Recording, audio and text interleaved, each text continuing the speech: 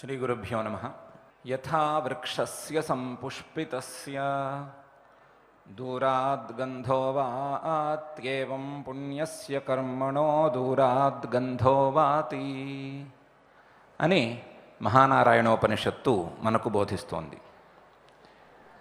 బాగా విరగపూచి ఉన్న చెట్టు లేదా ఒక చెట్టుకి చక్కగా పూలు పూచి ఉన్నాయి. ఆ పూల నుండి సుగంధం బాగా బయటికి వస్తోంది. ఆ సుగంధం ఆ చెట్టు ఉన్న చోట మాత్రమే కాకుండా, చెట్టుకు అల్లంత దూరంలో మాత్రమే కాకుండా, చెట్టుకు చాలా దూరంలో కూడా ఆ సుగంధం వ్యాపిస్తూ ఉంటుంది. ఆ సుగంధాన్ని బట్టి దగ్గరలో ఇటువంటి మంచి పూలు ఉన్న చెట్టు ఉన్నది అని మనం గుర్తిస్తూ ఉంటాము. అట్లాగే పుణ్యకర్మాచరణ చేసుకుంటే, సత్కర్మాచరణ గనక చేసుకున్నట్లయితే ఆ సత్కర్మాచరణ చేసుకున్నటువంటి ప్రాణి యొక్క కీర్తి దశ దిశలకు వ్యాపిస్తుంది. బాగా విరబూచిన చెట్టుని మనం ఎలా గుర్తించగలుగుతామో అట్లా సత్కర్మాచరణ చేసే వ్యక్తిని అతని యొక్క కీర్తి ద్వారా మనం గుర్తించగలుగుతాము అని ఈ ఉపనిషద్వాక్యం మనకు బోధిస్తోంది. సత్కర్మాచరణ ద్వారా కీర్తి, ఈ రెండూ చేసుకుంటే ఫలితం ఏం వస్తుంది అని చాలామందికి ఒక సందేహం. కీర్తి కోసం అర్రులు చాచేవారు చాలామందే ఉన్నారు. ఆ కీర్తి ఏదో విధంగా వచ్చినా చాలు, ఏ విధంగా వచ్చినా చాలు, ఏనకేనాప్యుపాయేన ప్రసిద్ధ పురుషో భవేత్ ఘటం భింద్యాత్ పటం ఛింద్యాత్ కుర్యాద్వా గార్ధభస్వరం అని ఏదో ఒక ఉపాయంతో, ఏ రకంగా ఉన్నా పర్వాలేదు, ఏదో ఒక సాకుతో, ఏదో ఒక మిషతో ఈ లోకంలో కీర్తిని సంపాదించాలి అనే అనుకునేటువంటి సామాన్య జనం చాలామంది ఉన్నారు. దానికోసం కుండలే పగలగొడతారా, లేదా బట్టలే చించుకుంటారా, లేకపోతే గాడిదల్లాగా అరుస్తారా, ఏమైనా చేస్తారు, ఏమైనా చేయటానికి సిద్ధం. ఎన్నో రికార్డ్స్ చూస్తున్నాం, విచిత్రమైనటువంటి రికార్డ్స్ కీర్తి కోసం. కానీ ఇటువంటి కీర్తిని మనం సత్కీర్తి అని ఎంచలేం. సత్కీర్తి అంటేనే సత్కర్మాచరణ చేయటం ద్వారా వచ్చేటువంటి కీర్తి. అటువంటి సత్కర్మాచరణ చేయటం ద్వారా వచ్చేటువంటి కీర్తి ఏమి సాధిస్తుంది అని చాలామందికి ప్రశ్న. ఈ ప్రశ్నకు సమాధానంగా మహాభారతంలో ఒక కథ ఉంది. యజ్ఞదత్తుడు అనే ఒక మహారాజు గారు ఉండేవారు. ఆయన చాలా పుణ్యకర్మలు చేసుకుని స్వర్గానికి వెళ్ళారు.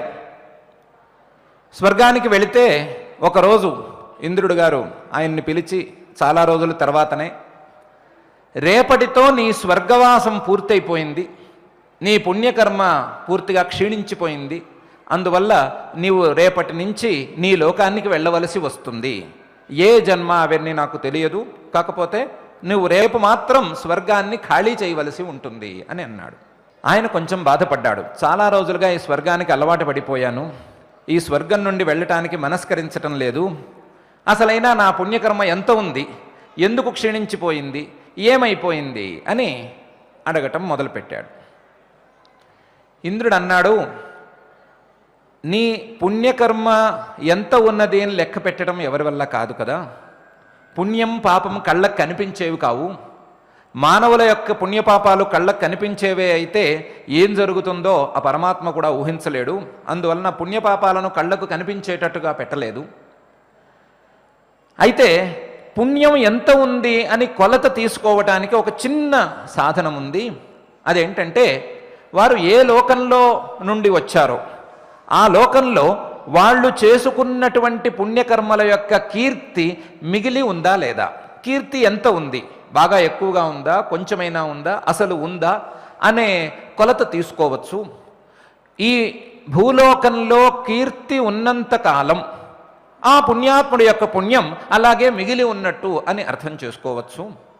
అందువలన నీకు పుణ్యం ఉందా లేదా అని తేల్చుకోవాలంటే, నీకు సందేహం రాకూడదు, అయినా సరే వచ్చేసింది కాబట్టి మనం తీర్చుకోవడానికి భూలోకానికి వెళదాం. భూలోకంలో నీ కీర్తి ఇంకా ఏమైనా మిగిలి ఉంటే, నీకు పుణ్యం ఇంకా మిగిలి ఉన్నట్లు, దాన్ని బట్టి మనం పైన ఏం చేయాలో చేసుకుందాం అని అన్నాడు. ఇద్దరూ కలిసి భూలోకానికి వచ్చారు. ఈ యజ్ఞదత్తుడు అనేవాడు కృతయుగంలోని మహారాజు. అప్పటికి ద్వాపర యుగమే నడుస్తోంది. ద్వాపర యుగంలో వాళ్ళు కిందకి దిగారు. కిందకి దిగి అందరినీ అడగటం ప్రారంభించారు. యజ్ఞదత్తుడు అనే మహారాజు ఉండేవాడు, మీకు ఏమన్నా తెలుసా అని. కొంతమంది తెలియదన్నారు. ప్రశ్న బాలేదనుకుని వీళ్ళు ప్రశ్నను మార్చుకుని మీకు తెలిసిన గొప్ప మహారాజుల పేర్లు చెప్పండి అని కూడా అడిగారు. అడిగితే కొంతమంది మాంధాత అన్నారు, శ్రీరామచంద్రుడు అన్నారు, ఆ పేరు ఈ పేరు చెప్తున్నారు, కానీ ఎవరు యజ్ఞదత్తుడు అనే పేరు మాత్రం చెప్పటం లేదు. ఇంద్రుడు మాట్లాడట్లేదు. యజ్ఞదత్తుడికి లోపల చాలా కష్టంగానూ భయంగానూ ఉంది, అవమానంగానూ ఉంది. ఈ సందర్భంలో ఒక దాదాపు ఎండిపోబోతున్నటువంటి ఒక చెరువు కనిపించింది. ఆ చెరువులో చాలా తక్కువ నీళ్లున్నాయి, ఎండాకాలం కూడా అది, చాలా తక్కువ నీళ్లున్నాయి. ఆ తక్కువలో తక్కువ ఉన్న నీళ్లలో ఒక చిన్న తాబేలు ఉంది. ఈ తాబేలును అడుగుదాము అని ఎందుకో అనిపించింది వాళ్ళకి. వెళ్ళి ఆ తాబేలు దగ్గరకు వెళ్ళి నుంచున్నారు ఇద్దరు. ఆ తాబేలు వెంటనే యజ్ఞదత్త మహారాజా నీకు జయం అంది. అనగానే యజ్ఞదత్త మహారాజు గారికి కాస్త ఊపిరి అంటూ ఆడింది. అంతవరకు ఊపిరి కూడా బిగబెట్టుకుని ఉన్నాడు. ఊపిరి ఆడింది. అమ్మయ్య నేను నీకు ఎలా తెలుసు అని అడిగాడు యజ్ఞదత్త మహారాజు గారు.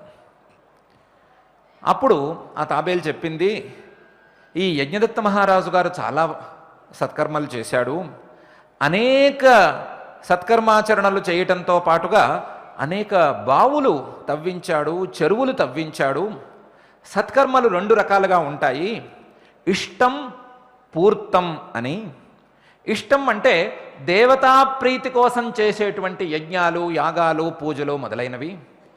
పూర్తం అంటే లోకోపయోగం కోసం చేసేటువంటి కర్మలు, బావులను తవ్వించటం, చెరువులను తవ్వించటం, చెట్లు నాటటం, ఇట్లాంటి కార్యక్రమాలన్నీ పూర్తం కిందకు వస్తాయి.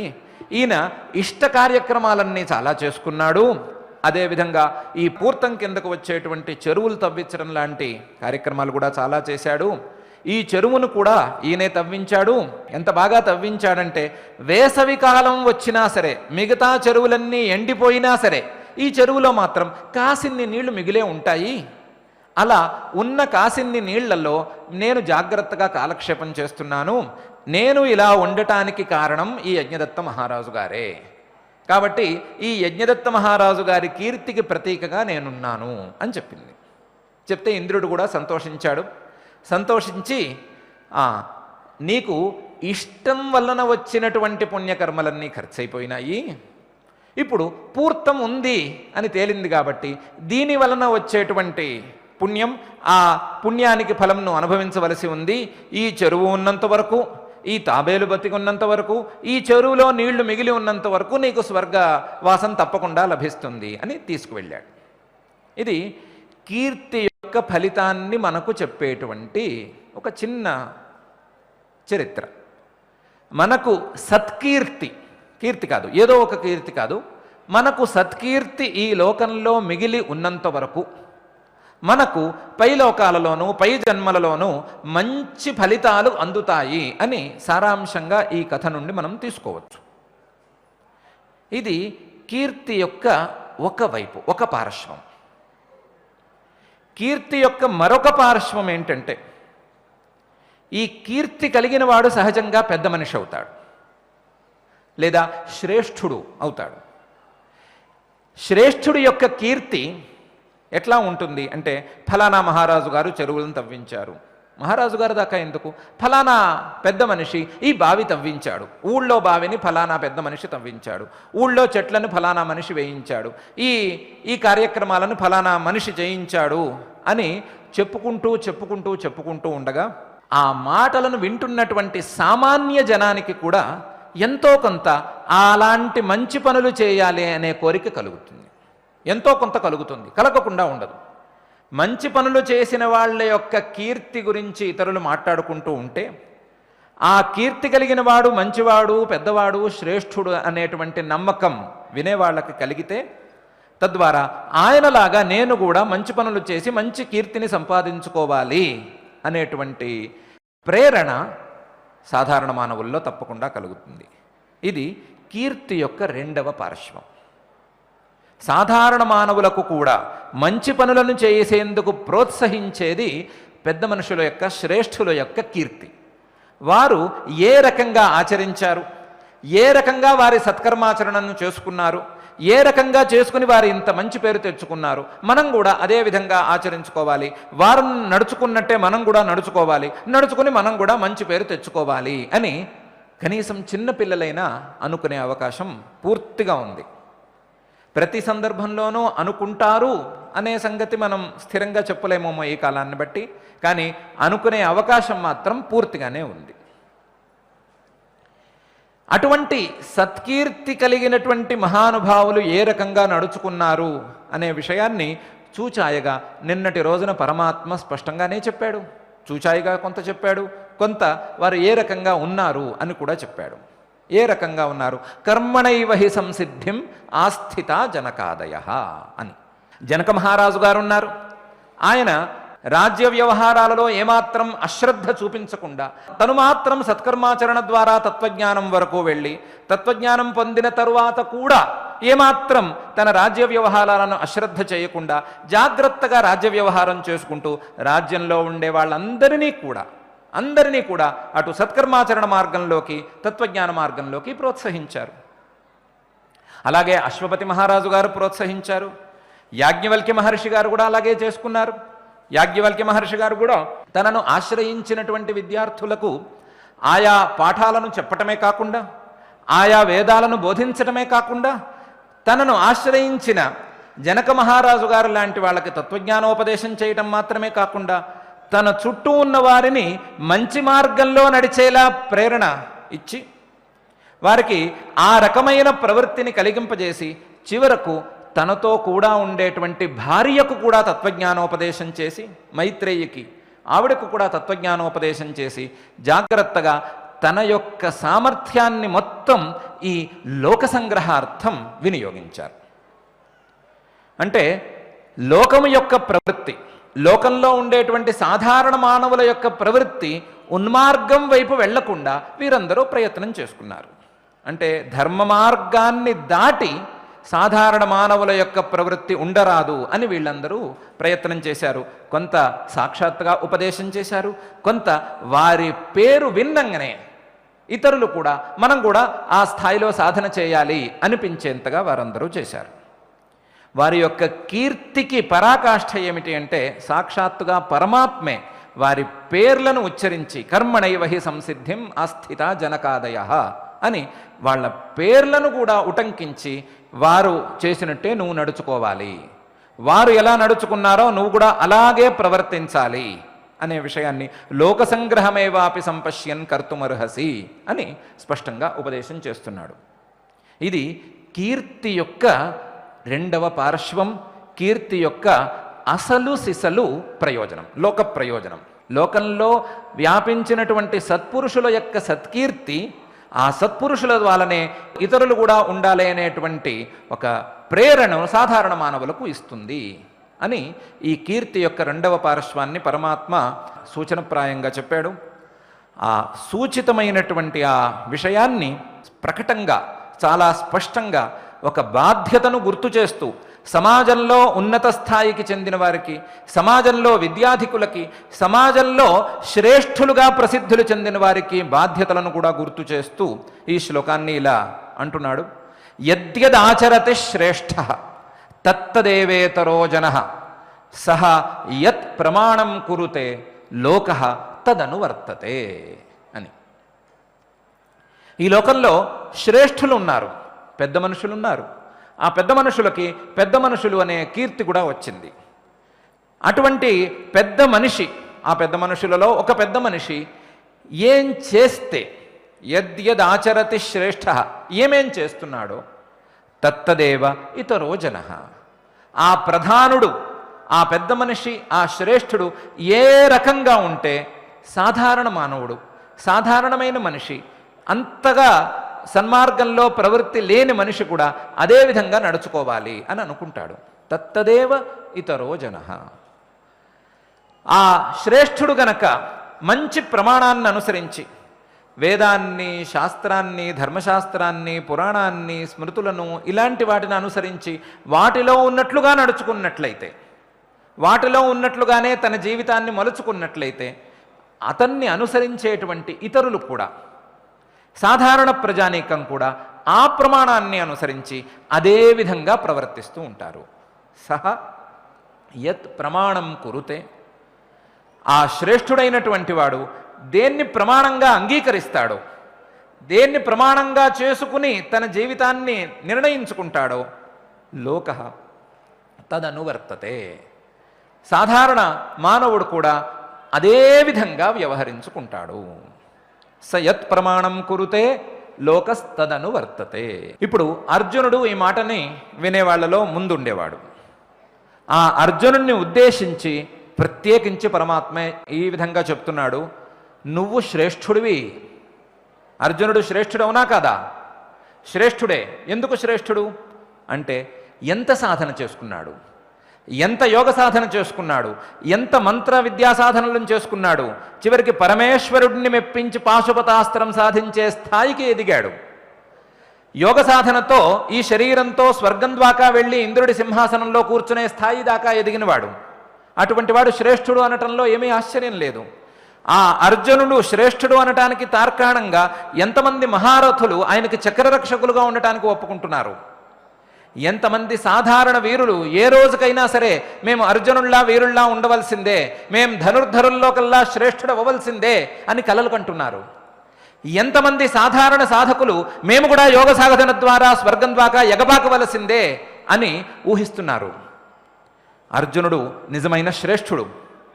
అటువంటి శ్రేష్ఠుడు, మహావీరుడు, మహాయోగ సాధకుడు, అనేక మంది మహర్షుల యొక్క ఉపదేశాన్ని వినగలిగిన వాడు ఈరోజు యుద్ధం నుండి పారిపోతాను అనంటే, యుద్ధం చేయకుండా ఇక్కడే ఉండిపోతాను అనంటే, నా ప్రాణాలు పోయినా పర్వాలేదు నేను మాత్రం విల్లెత్తను అని కూర్చుంటే లోకస్తదనువర్తతే. యద్యదాచరతి శ్రేష్ఠ, నువ్వు ఏ విధంగా నడుచుకుంటావో, ఈరోజు నువ్వు ఏ విధంగా ఈ ధనుస్సును ఈ గాంధీవాన్ని ఇక్కడ పారేసావో, రేపటి రోజున నీలాంటి వాడు వచ్చి ఇదే విధంగా విల్లు పారేసిపోతావు. అంతదాకా రావటం, యుద్ధం దాకా రావటం, విల్లు పారేయటం, పోవటం. ఏమన్నా అంటే అర్జునుడు అలా చేశాడు కాబట్టి నేను అలాగే చేస్తాను, నేను అర్జునుడంత గొప్పవాణ్ణి అని చెప్పుకోవటం అవ్వచ్చు. యద్యదాచరతి శ్రేష్ఠ తత్తదేవ ఇతరో జనః. శ్రేష్ఠుడికి ఒక ఆలోచన ఉంది, ఒక ప్రమాణం మీద నిశ్చితమైనటువంటి బుద్ధి ఉంది. సాధారణ ప్రజానీకానికి, సాధారణ మానవులకి ఆలోచన అనేది పూర్తిగా పరినిష్ఠితంగా ఉంటుందా? లేదా ప్రమాణాల మీద విశ్వాసం కానీ, ప్రమాణాల మీద నిశ్చయం కానీ, బుద్ధి కానీ స్థిరంగా ఉంటుందా అని అడిగితే ఉండటం చాలా కష్టం. కష్టం అంటే ఉండదు. అయితే లోకంలో శ్రేష్ఠులు ఎక్కువ మంది ఉంటారా, సాధారణ ప్రజానీకం ఎక్కువ మంది ఉంటారా అనే ప్రశ్న వేస్తే మనం సూత్రప్రాయంగా సిద్ధాంతానికి దేనికి ఓటు వేయాలి అంటే శ్రేష్ఠులు అతి తక్కువ మంది ఉంటారు, సాధారణ ప్రజానీకం ఎక్కువ మంది ఉంటారు. మనం సాధారణ ప్రజానీకంలో ఉన్నామా శ్రేష్ఠుల్లో ఉన్నామా అని పరీక్ష ఇప్పుడొద్దు. శ్రేష్ఠులు అతి తక్కువ మంది ఉంటారు, సాధారణ ప్రజానీకం ఎక్కువ మంది ఉంటారు. ఇప్పుడు ఆ శ్రేష్ఠుడు ప్రమాణం మీద ఒక నిశ్చయం కలిగినవాడు, లేదా ఏ విధంగా నడుచుకోవాలి అని తెలిసినవాడు, తెలివైనవాడు, వాడు గనక తప్పుడు దారిలో వెళ్ళే మాట అయితే, లేదా సరి అయిన దారిలో వెళ్లకుండా కూర్చుంటే అతన్ని అనుసరించేటువంటి మిగతా సాధకుల యొక్క పరిస్థితి ఏంటి? సహ యత్ ప్రమాణం కురుతే లోకస్తదనువర్తతే. అతను ధర్మశాస్త్రాన్ని ప్రమాణంగా తీసుకుని జాగ్రత్తగా వెళితే ఇతరులు కూడా అదే ధర్మశాస్త్రాన్ని ప్రమాణంగా ఉంచుకుని ఆ ధర్మశాస్త్ర వాక్యాల్లో కానీ మరొక సందర్భంలో కానీ సందేహం వస్తే, అయ్యో అర్జునుడు వారు అంత పని చేశారు, ఆ రోజు ఆయన ఏ పని చేసినా ధర్మశాస్త్రానుగుణంగానే చేస్తారు, ఏ పని చేసినా శృతి స్మృతి ఇతిహాస పురాణాదులను దృష్టిలో పెట్టుకునే చేస్తారు, కాబట్టి ఆయన చేసిన దాన్ని మక్కి మనం అనుసరించవచ్చు, ఆయన చేసింది చేసినట్లు చేస్తే చాలు మనకి అనే కనీస నిర్ణయమైనా వీళ్ళకి దక్కాలి. అర్జునుడే గనక శ్రేష్ఠుడే గనక తప్పు చేసినట్లయితే ఆయన్ని అనుసరించి ఆయనలాగా నడుచుకునేటువంటి సాధారణ ప్రజానీకం యొక్క గతి ఏమిటి? అందువల్ల నువ్వు ఇంత శ్రేష్ఠుడు అయ్యుండి, ఇంత ధర్మశాస్త్రం తెలిసి ఉన్నవాడు అయ్యుండి, ఇంత మహర్షుల సాంగత్యం పొంది ఉండి నువ్వు తప్పుడు ప్రమాణపు దారిలోకి ఎందుకు వెళుతున్నావు? నువ్వు తప్పుడు ప్రమాణం దారిలోకి వెళితే నువ్వు ధర్మశాస్త్రం నీకు చెప్పిన కర్తవ్యాన్ని కంటే వేరే రకమైన కర్తవ్యం చేసినట్లయితే నీ కీర్తి పోవటమే కాదు, నీకు పాపం వచ్చి స్వర్గాదులు లభించకపోవటం మాత్రమే కాదు, నిన్ను అనుసరించేవారు కూడా అలాంటి దుస్థితికి దిగజారుతారు. నిన్ను ఆదర్శ పురుషుడుగా పెట్టుకున్న వాళ్ళు కూడా చాలా ఘోరమైన స్థితికి దిగజారుతారు. సయత్ ప్రమాణం కురుతే లోకస్తదను వర్తతే. అందువలన ఈ వ్యవహార కాలం నడుస్తున్నంత కాలం నీలాంటి శ్రేష్ఠులు ఏం చేయాలి అంటే శాస్త్రవిహితమైనటువంటి దారిలో కట్టుదిట్టంగా ఉండాలి. శ్రేష్ఠులుగా పేరు పొందిన వాళ్ళు, శ్రేష్ఠులుగా లోకంలో ప్రసిద్ధి పొందిన వాళ్ళ యొక్క ఆచరణ ఎలా ఉండాలి అంటే శాస్త్ర నిబద్ధంగా ఉండాలి. ధర్మశాస్త్రం కావచ్చు, వేద ఇతిహాస పురాణాదులు కావచ్చు, వీటిల్లో ఏ రకమైనటువంటి జీవిత విధానం చెప్పబడి ఉందో అదే విధానంలో నడుచుకోవాలి.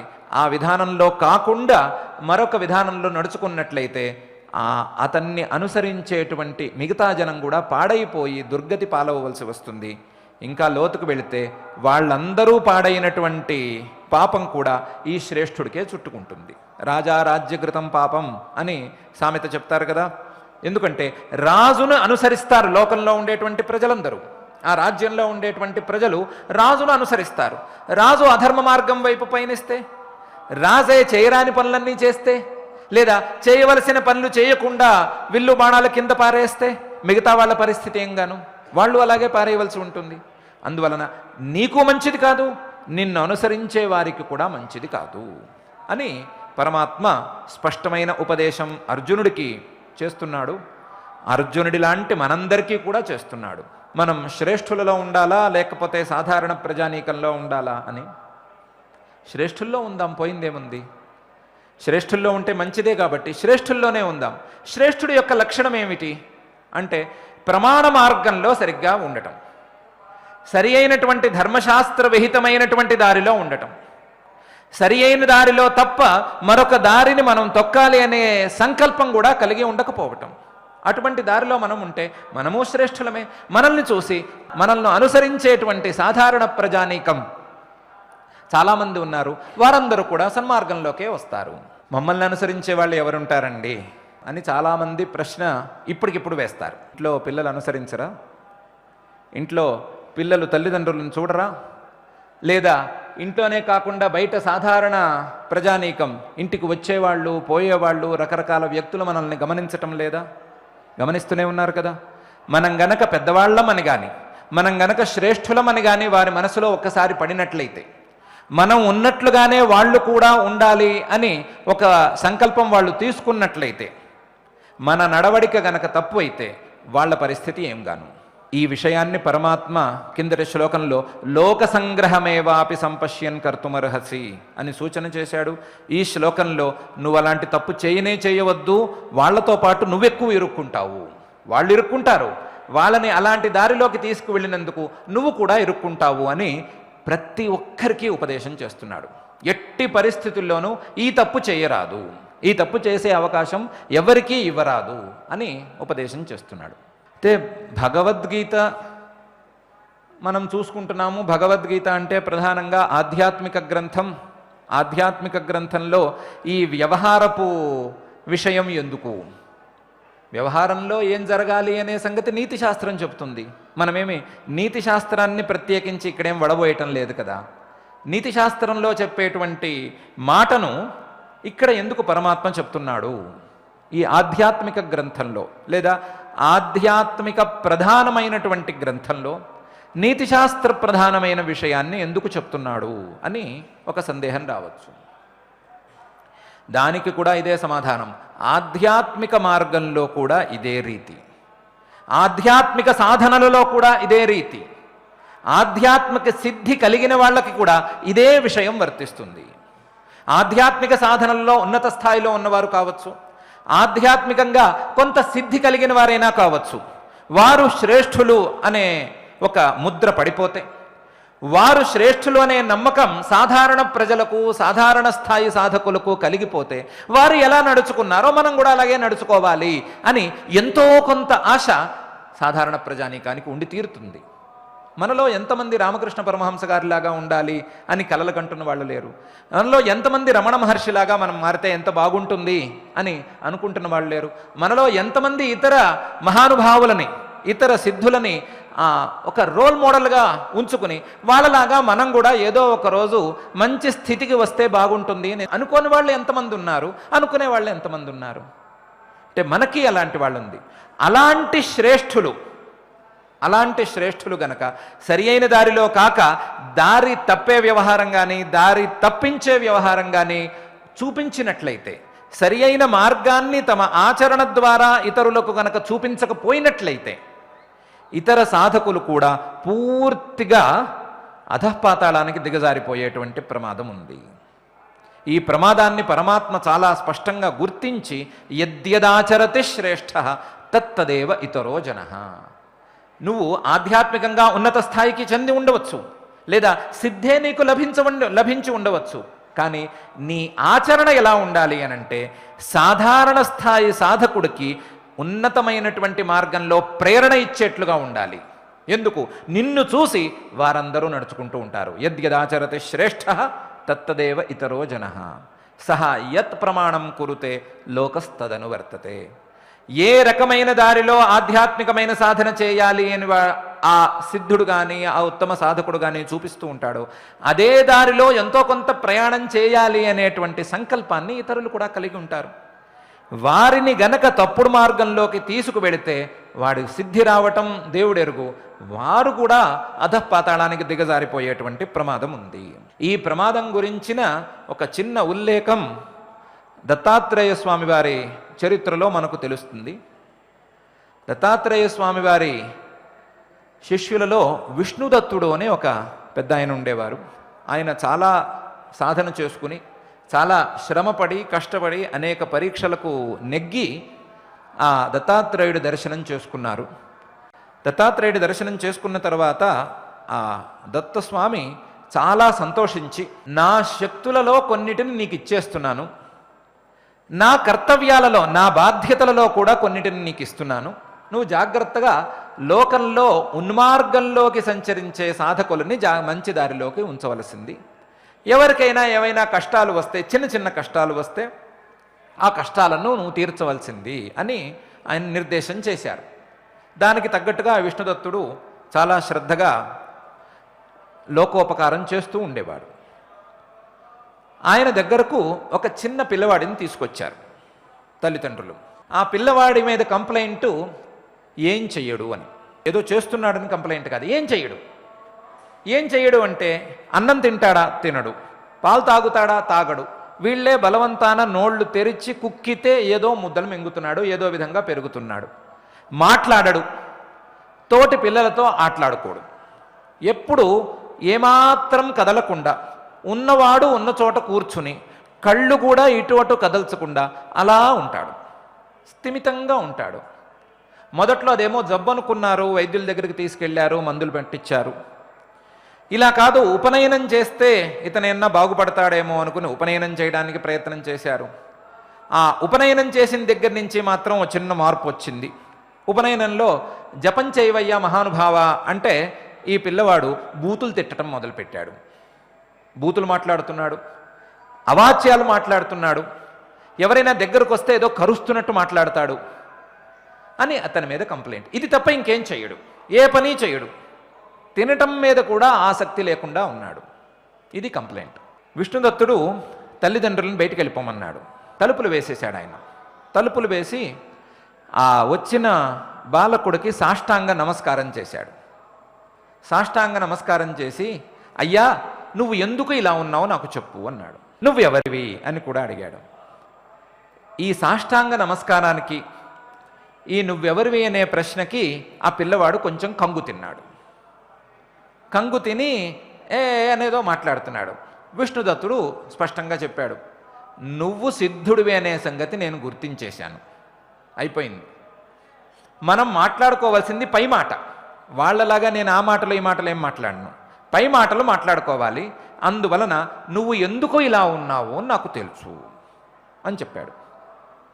చెప్తే ఆ సిద్ధుడు అన్నాడు, నేను గత జన్మలో చాలా సాధన చేసుకున్నాను, ఆ సాధన చివరకు వచ్చింది, ఫలితం ఇంకేముంది లభించాలి అనగా కొంత ఏదో తేడా వచ్చింది, చిన్న చిన్న తేడాలు వచ్చినాయి. ఆ తేడాలలో ఒక తేడా ఏంటంటే నాకు జనసమ్మర్దం పెరిగిపోయింది. ఆ జనం వలన నా యొక్క సాధన కొద్దిగా దెబ్బతింది. ఆ దెబ్బతినటంలో ఆ సాధనకు ఫలితం పూర్తిగా రాకుండానే నేను ఆ జన్మను చాలించవలసి వచ్చింది. పై జన్మని ఇదో ఇలా తీసుకోవాల్సి వచ్చింది. ఆ చిన్న అడ్డంకే. అందువలన ఈ జన్మలో పుట్టిన వెంటనే నాకు సిద్ధి వచ్చేసింది. జన్మలో పుట్టిన వెంటనే సిద్ధి రావటం పెద్ద ఆశ్చర్యమేం లేదు. అదేవిధంగా కడుపులో ఉన్నప్పుడు సిద్ధి రావటం కూడా పెద్ద ఆశ్చర్యమేం లేదు. అనేక మంది సిద్ధులు అలాంటి వాళ్ళు ఉన్నారు, వామదేవాదులు. నేను పుట్టడంతోనే సిద్ధి అంటూ వచ్చేసింది. కానీ గత జన్మ స్మృతి, గత జన్మ సంస్కారం కొద్దిగా ఉంది కదా. అందువలన గత జన్మలో నా సాధన సిద్ధించకుండా ఉండటానికి అడ్డం ఈ జనసమ్మర్దమే అని నాకు గట్టిగా మనసులో ఉంది. అందువలన జనాన్ని చూస్తే నాకెందుకో కంపరంగా ఉంటుంది. ఎవరైనా దగ్గరకు వస్తే వారిని దూరంగా తరమాలి అని అనిపిస్తూ ఉంటుంది. అందువలన వాళ్ళని తిడుతూ ఉంటాను. ఈ జన్మలో నేనేం చేసుకోవాల్సింది, సత్కర్మాచరణ ద్వారా ఏదో సంపాదించుకోవాల్సింది ఏం లేదు. నైవ తస్య కృతేన అర్థ నా కృతేనేహ కశ్చన నచాస్య సర్వభూతేషు కశ్చిదర్థ వ్యపాశ్రయ కదా. అందువలన నాకు ఏ సత్కర్మాచరణ మీద కూడా మోహం పోవటం లేదు. అసలు ఆ మనస్సు అటువైపు వెళ్ళటం లేదు. నాకు లభించిన సిద్ధితో నేను ఆనందాన్ని అనుభవిస్తున్నాను అని చెప్పాడు. చెప్తే విష్ణుదత్తుడు, నువ్వు చేసింది నీ యొక్క సిద్ధి చాలా ఉత్తమమైనది, కానీ నువ్వు చేస్తున్న పని మాత్రం బాగాలేదు అని మొహం మీదే చెప్పేశాడు. నువ్వు మహాసిద్ధుడివి, సందేహం లేదు. గత జన్మలో జనసమ్మర్దం వలన నువ్వు ఇబ్బంది పడిన మాట వాస్తవమే. కానీ నువ్వు ఆలోచించుకోవాల్సిన విషయాలు ఇంకా చాలా ఉన్నాయి. ఏమి చాలా ఉన్నాయి అంటే, నువ్వు ఒక సాధారణ మానవ జన్మను తీసుకున్నావు. సాధారణ మానవుడికి సాధారణంగా వచ్చేటువంటి నియమాలు కొన్ని ఉంటాయి. ఆ కొన్ని నియమాలను అటు సాధారణ స్థాయి మానవులు పాటించాలి, ఉత్తమ స్థాయి సాధకులు పాటించాలి, సిద్ధులు కూడా పాటించి తీరాలి. కర్మణైవ హి సంసిద్ధిమాస్థిత జనకాదయ. సిద్ధి పొందిన తరువాత కూడా జనకాది మహారాజులే, యాజ్ఞవల్క్యాది మహర్షులే జాగ్రత్తగా లోక వ్యవహారంలో సవ్యంగా వ్యవహరించారా లేదా? నువ్వు కూడా అలాగే వ్యవహరించుకోవాలి. నువ్వు ఏ రకంగా సవ్యంగా వ్యవహరించాలి, నువ్వు సవ్యంగా వ్యవహరించుకోకపోతే ఈ లోకానికి వచ్చే కష్టమే ఉంటుందని నేను చెప్తా. నువ్వు ఇలాగే ఇష్టం వచ్చినట్టు సంచరిస్తూ ఉంటావు. తల్లిదండ్రులను కూడా నువ్వు గౌరవించకుండా ఉంటావు. ఏ విధంగా సత్కర్మాచరణలో నీకు ప్రవేశం లేకుండా ఉంటుంది. చూసిన ప్రతివాడిని నువ్వు తిడుతున్నావు. ఏంటి, దగ్గరికి రాకూడదు అనే కోరికతో. పోనీ కొంతమంది దూరంగా వెళ్ళారు. ఏదో ఒక సందర్భంలో యాదృచ్ఛికంగా ఎవరో ఒకళ్ళు నిన్ను గుర్తుపడతారు. నాలాంటి వాళ్ళు కొంతమంది గుర్తుపట్టవచ్చు. లేకపోతే సాధారణ ప్రజలకు కూడా ఏదో ఒక రకమైనటువంటి మహత్తు జరిగిపోవటం వలన కానీ, లేదా యాదృచ్ఛికంగా కానీ నీ యొక్క గొప్పతనాన్ని గుర్తించే అవకాశం లభిస్తుంది. నీకేదో పొరపాటున దండం పెట్టి ఒక పని మీద వెళితే ఆ పని సిద్ధిస్తుంది. చాలు, అదొక్కటే చాలు. ఒక్కసారి అలా జరిగితే చాలు. తస్మాత్ ఆత్మజ్ఞం హ్యర్చయేద్ భూతికామః అంటుంది ఉపనిషత్తు. ఆత్మజ్ఞానులు ఎవరైనా ఉంటే వారిని జాగ్రత్తగా గౌరవంగా చూసుకోవాలి, వాళ్ళని జాగ్రత్తగా నమస్కరించుకుంటూ వారి అనుగ్రహాన్ని సంపాదించుకుంటూ ఉండాలి అని చెప్తోంది. నీకు ఒక్కసారి నమస్కారం పెడితే వాడి కోరికలు తీరుతున్నాయి.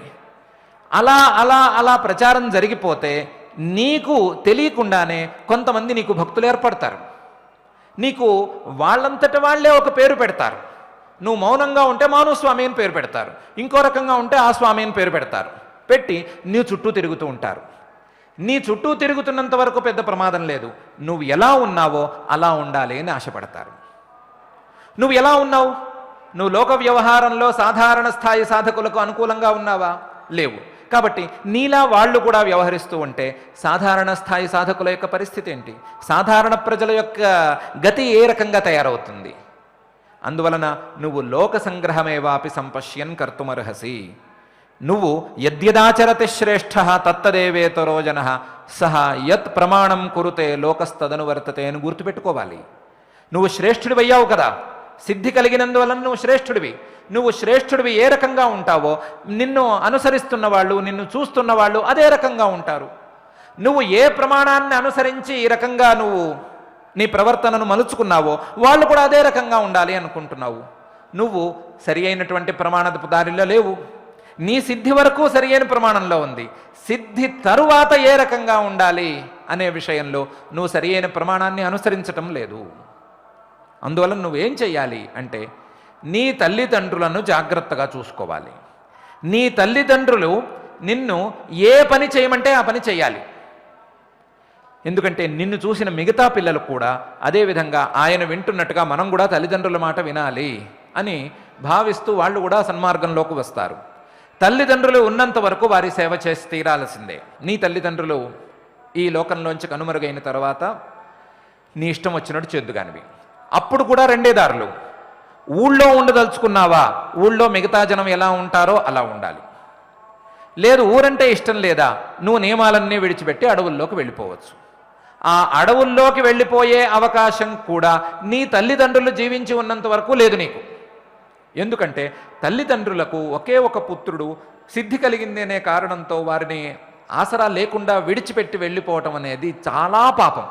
నిన్ను చూసి గనక ఇతర బాలులు, ఇతర పిల్లలు అదే విధంగా వ్యవహరిస్తే, తల్లిదండ్రులను విడిచిపెట్టేసి వారి వారి పనులకు వెళ్ళిపోతే వారు పడరాని కష్టాలు పడతారు. వాళ్ళు పడేటువంటి కష్టాలన్నిటికీ నువ్వే కారణమైపోతావు. నువ్వు ఇంతటి సిద్ధుడివి, మహానుభావుడివి, ఇతరులకు ఆదర్శంగా నిలవవలసిన వాడివి, నువ్వు ఎలా తయారయ్యావంటే ఇతరులకు దురాదర్శంగా నిలుస్తూ ఉన్నావు. ఇతరులకు చాలా చెడ్డ ఆదర్శమైపోయావు. కాబట్టి ఇట్లాంటి ఉన్మార్గ ప్రవృత్తి నీకు వద్దు. నీవు సిద్ధుడివి అనే విషయంలో మనకు సందేహమే లేదు. నీ సిద్ధిని కాస్త మూసేసాయి. దాన్ని ఎలా మూసేయాలి? నీ సత్కర్మాచరణతో మూయాలి. చూసేవాళ్ళు ఆ సత్కర్మాచరణనే చూడాలి. ఆ సత్కర్మాచరణ చూసుకుని మేం కూడా అలాంటి సత్కర్మాచరణ మార్గంలో ఉండాలి, మేం కూడా ఫలానా బాలుడు తల్లిదండ్రుల సేవ చేసుకున్నట్లుగా, తల్లిదండ్రుల మాట విన్నట్లుగా వినాలి అనే సంకల్పాన్ని కలిగి ఉండాలి. ఆ విధంగా నువ్వు నీ యొక్క ప్రవృత్తిని మార్చుకోవలసిందే. ఇదే నీకు శాస్త్రవిహితమైనటువంటి కర్తవ్యము. ఇది దాటి వెళ్ళవలసిన అవసరం కానీ, ఇది దాటి వెళ్ళగలిగిన అవకాశం కానీ నీకు లేదు అని స్పష్టంగా ఆయన ఆ సిద్ధ బాలుడికి చెప్పాడు. ఆ సిద్ధ బాలుడు కూడా విష్ణుదత్తుడు చెప్పుకున్న విషయాన్ని ఒప్పుకుని, నేను ఈ అంశాన్ని మాత్రమే గమనించలేదు, నా యొక్క సిద్ధిని మాత్రమే దృష్టిలో ఉంచుకున్నానే తప్ప ఈ అంశాన్ని గమనించలేదు, ఈ రోజు నుంచి ఈ క్షణం నుండి మీరు ఏం చెప్పారో అది నేను తప్పకుండా పాటిస్తాను అని విష్ణుదత్తుడికి మాట ఇచ్చి అనేక సాధకులకు ఆదర్శంగా నిలిచి ఆయన తన సిద్ధిని నలుగురికి పంచి సర్వోత్తముడైనటువంటి సిద్ధిగా పేరు గడించాడు. అటువంటి సిద్ధుల్ని ఎంతమందినో దృష్టిలో పెట్టుకుని పరమాత్మ సిద్ధి కలిగినా సరే లోకంలో శ్రేష్ఠుడుగా పేరు కలిగిన ప్రతివారు సన్మార్గంలో ఉండవలసిందే. సత్కర్మాచరణ తాము చేస్తూ ఇతరులను ఆ సత్కర్మాచరణ చేసేట్టుగా ప్రేరణను ఇవ్వవలసిందే. అటువంటి ప్రేరేపణ ఇచ్చేటువంటి గురుతరమైన బాధ్యత ఈ శ్రేష్ఠులకు తప్పకుండా ఉంటుంది. యద్యదాచరతి శ్రేష్ఠ తత్తదేవ ఇతరో జనః సహా యత్ ప్రమాణం కురుతే లోకస్తదనువర్తతే. శ్రేష్ఠులైన వారు ఎట్టి పరిస్థితిలోనూ శాస్త్రవాక్యాలను కానీ ప్రమాణవాక్యాలను కానీ కించపరిచి మాట్లాడకూడదు. సాధారణ ప్రజలు కూడా ప్రమాణవాక్యాలను, శాస్త్రవిహితమైనటువంటి పద్ధతులను కించపరిచి మాట్లాడకూడదు. ప్రమాణవాక్యాలను అందరూ గౌరవించాలి. సిద్ధులు గౌరవించాలి, శ్రేష్ఠులు గౌరవించాలి, సాధారణ ప్రజానీకం కూడా గౌరవించాలి. సత్కర్మాచరణను సిద్ధులు చేయాలి, సాధారణ ప్రజానీకం కూడా చేయాలి. సిద్ధులేమో ప్రదర్శన కోసం చేయాలి, సాధారణ ప్రజానీకులు సిద్ధులు అవ్వటం కోసం చేయాలి అనేటువంటి ఉత్తమమైన దిశానిర్దేశం ఈ శ్లోకంలో పరమాత్మ మనందరికీ చేస్తున్నాడు.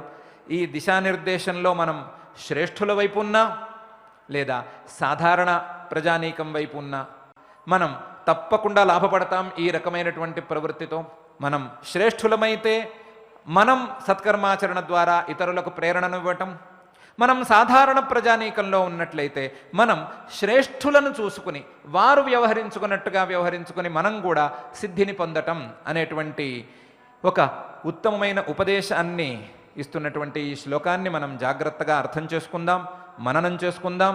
లోకంలో కూడా వ్యావహారికంగా ప్రసిద్ధి చెందినటువంటి ఈ శ్లోకాన్ని ఆధ్యాత్మికంగాను ఇతర వ్యవహారాల్లోనూ కూడా మనం తీసుకొచ్చుకుందాం. మనం కూడా శ్రేష్ఠులమై ఉత్తమ సిద్ధులమవుదాం.